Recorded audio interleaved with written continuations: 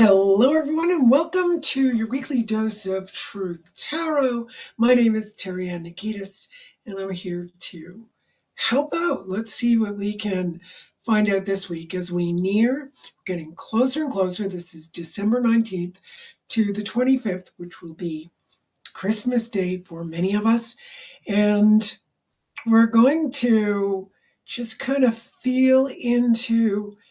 Here's Christmas. It's a time of year where we get to celebrate family and really sink into a deeper sense of gratefulness and gift giving. This is a time of generosity, and generosity of spirit to me is the greatest that we can give to others.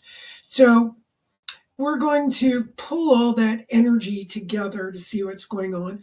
Plus, we've got solstice, which will be on the 21st. So we got summer solstice in the southern hemisphere, and we've got the winter solstice in the northern hemisphere. So it's pretty darn cold where I am right now. The temperature is down at minus 12, not yet minus 20 or 30, but we're definitely cold. And this is a few weeks before, we're only the 9th, but this reading is for next week, the 19th.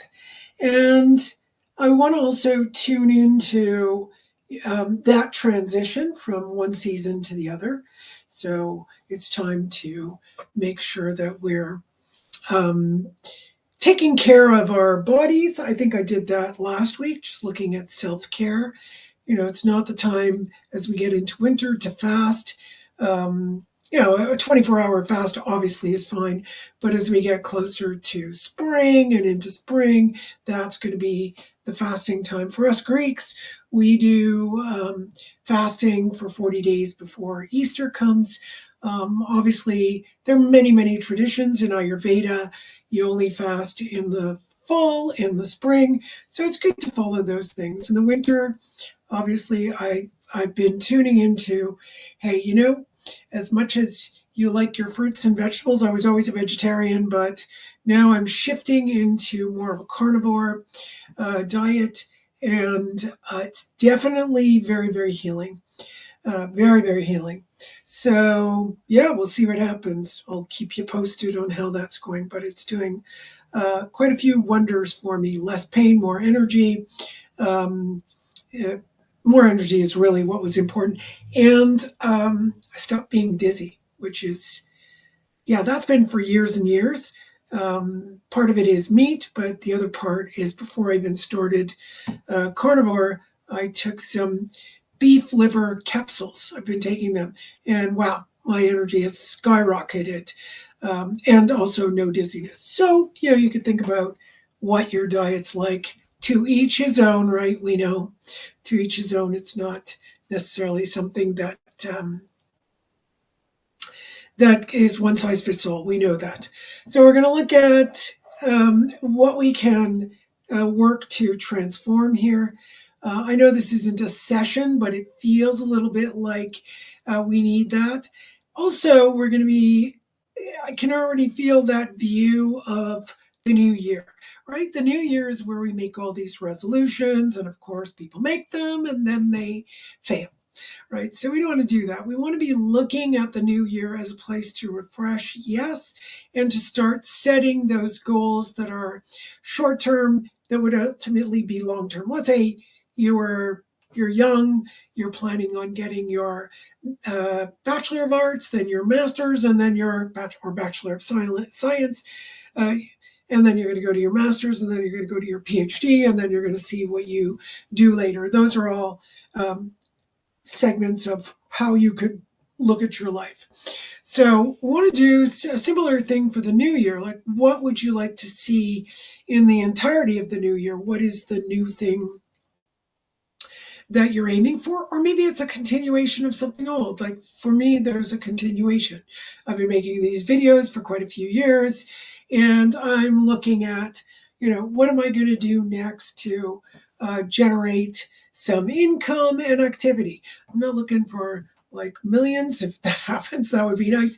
But I am looking for, this reciprocal relationship of creating this work and then having people, come to my classes, to come and enjoy that and see what we need to do. So that said, I'm going to let you all know that there's going to be a course on fairy tales, which is highly beneficial for your tarot reading. And as I say that, I'm looking at my deck, and my deck is all about Greek myth. Now, I don't know my Greek myth all that well. I know some of it, but that's part of what I'm looking for this year. I really want to read up on way more fairy tales and study them in depth. I tend to do one story. I studied Cinderella, I think, for 50 years.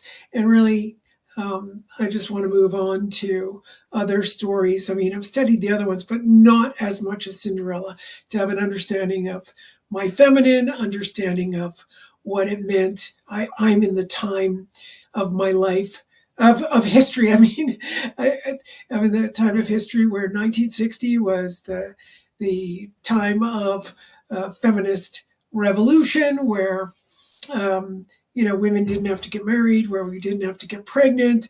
And I could say there's a lot of catastrophe that arose from that, and a lot of difficulty. So if you understand, in the tarot, we have this sacrifice card, and sacrifice always delineates that we need to give up something for something else, right? I mean, that's life. You have to give up some free time if you're going to work really hard to get your degree, or you want to move up in a company and you're going to work longer hours. You might have to give up going to a couple of parties with your friends. Those sacrifices are great as long as your aim is high. If your aim is low, if you're like, okay, I just want to be a party person, that's all I want to do, you'll have a low aim, and you'll have the consequences of that action. So with all that in mind, I want to see how we're panning out for this beautiful Christmas season. There's Hanukkah, there's Kwanzaa, whatever holiday you're celebrating or whatever that means to you. This is a great time to experience that. So I want to do it a little generally, because not everyone celebrates the birth of Christ, but we're going to look at it. Oh, we got a card the wrong way. We're going to look at it that way. What's going on for us? Now, I know I'm pulling something a little bit, from the week after, but it feels like I need to do that, which means what's happening for this week as we go to Christmas, and a little bit of a view. I want to take in that energy as we're going to January 1st. And then we'll see what happens next week. I might do another video right after, so we'll see.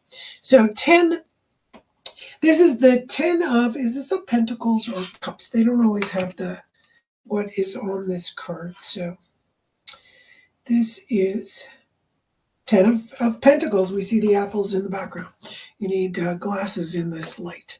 All right, so let me move some cards over so you have a better view of this lovely card, 10 of Pentacles.